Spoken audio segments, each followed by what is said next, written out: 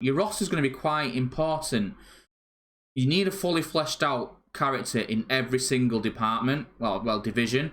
You need a variety of characters. You want your kind of Undertaker one, but you don't want 4 of them, unless you pre-order WWE2K 22.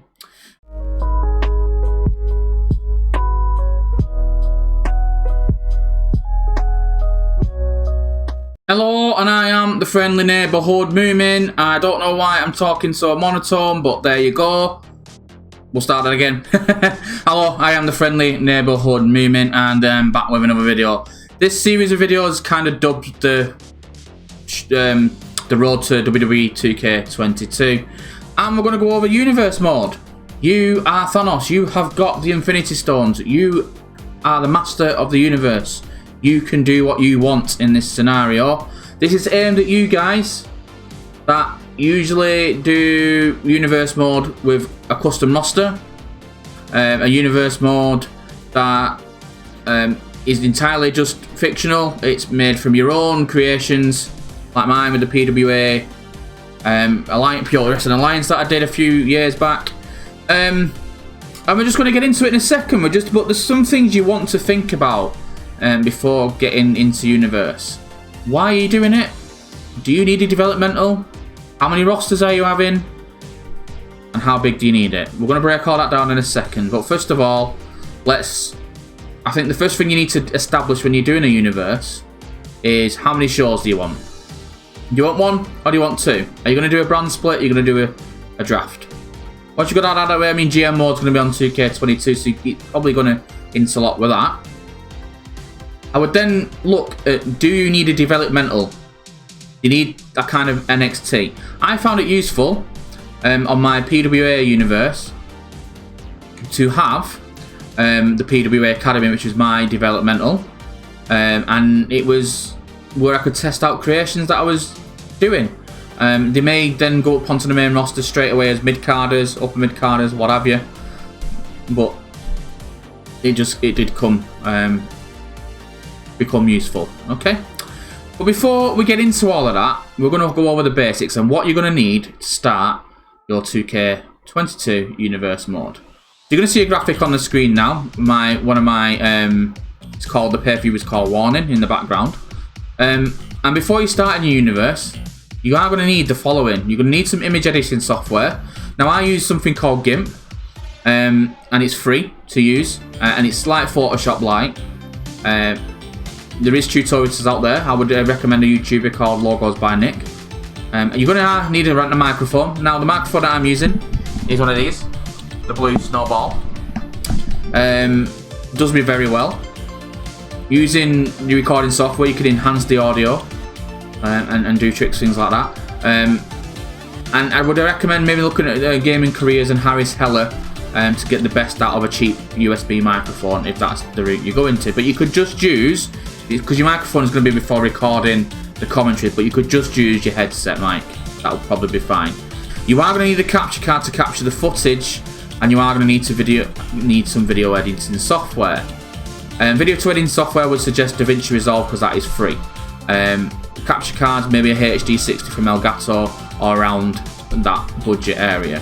All on a budget, but you're going to need, the reason why I'm saying this is because if you're doing a Universe Mode, you may as well do it properly, because if you're just uploading hours of footage from your console to YouTube, it's just going to get lost in the algorithm, and if you're not doing thumbnails, it's not going to get clicked on, and it's a troll to watch hours of just someone playing Universe Mode. You want a fully edited, customized universe with the commentator building up the rivalries. If someone tuned into my universe and they just seen some random characters they've never seen before, without me commenting over the top, and you're going to see snippets in this video of the previous Universe Mode that I did, it's just not going to go down well. People will not realise. I did a story with BB Blake, and the way I described him and stuff, people actually invested in that character. So, in regards to characters, that does lead me on to my next thing. Your roster. Your roster is going to be quite important. You need a fully fleshed out character in every single department, well, division. You need a variety of characters. You want your kind of Undertaker one, but you don't want 4 of them, unless you pre-order WWE2K22. Your roster is going to be quite important. You need a fully fleshed out character in every single department, well, division. You need a variety of characters. You want your kind of Undertaker one, but you don't want 4 of them, unless you pre-order WWE2K22. And you want someone in the lower card that's got a lower card championship that in a few years' time could be a world champion. You never know. And like I said, I use my developmental is where you can test your creations. Now, I'm going to put another graphic up on the screen. You'll see me chatting behind it. This is what I kind of go for when I'm doing universe mode. Like I said, at the bottom in the green, all should be a fully fleshed out character with different gimmicks and looks. You don't want 4 Brock Lesnar's, you don't want 5 Roman Reigns, you want inspirations of those characters made in your own way. But I always try and go for this. So you want 4 solid top talent, top world beaters at the top of your card. They're going to feud with one another over the championship mainly, and get involved with the upper mid-carders sometimes. Okay, the upper mid-carders are those who you can also come back on to hold a title every now and again, maybe even a transitional champion. Okay, they are going to feud with mid-carders, and you can use them to elevate mid-carders to upper mid-carders. You can use them to elevate a championship. Okay, you can use them to do whatever you want. Now, main event and upper mid-carders aren't going to really feud with anyone in the lower card unless it's a squash match. So unless it's your typical developmental star, just gets flattened, pinned 1, 2, 3. They may go down to the mid-card, but very rarely would they go to your lower card.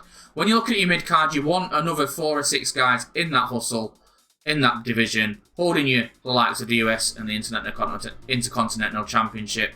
These are the guys that will generally be younger and will be your champions in the future. And then you need a lower card, so you'll have like a television championship or a digital media championship, whatever which way you want to go about it.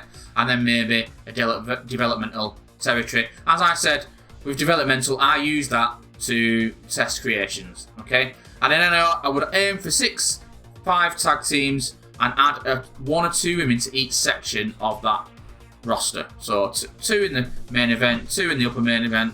Yeah, probably 2 in each division. So you've got maybe 8 to 10 women across the board. Okay. Once you've got all that sorted, you're on your way to go. You're on your way to universe mode. You can start booking. You can create your arenas. You can create your championships. But you need all that first before you can go into universe mode properly. If you don't do all that setup, you're setting up to fail. So that is probably it from me and what I would suggest in a universe mode. And like I said, if you do this right, come 2K24, you set off with someone you brought from developmental into a lower card feud. He may have had a lower card championship, who's then gone into the mid card. He's had a really good feud with a main eventer. Didn't really quite get there, but it put him on the map. He got a title. He then got into the upper mid card, and eventually, full circle, he's challenging for the title against the person he didn't beat, and you've got like a redemption storyline.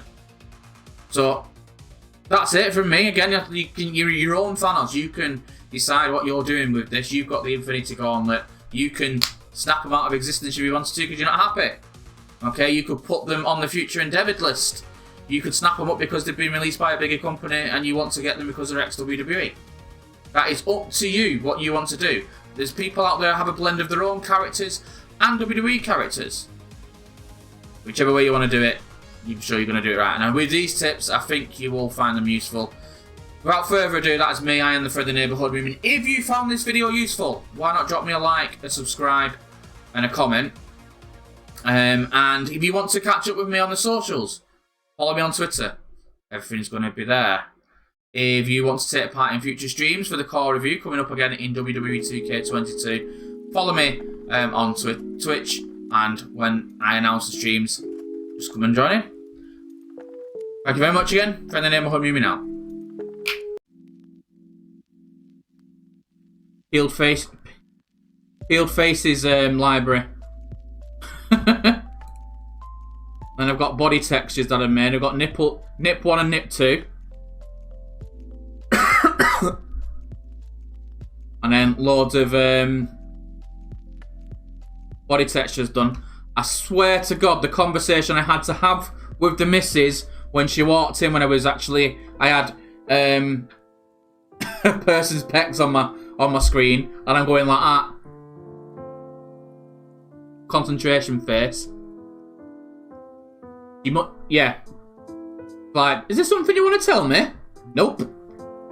I just sometimes peel people's faces off and save them in a file.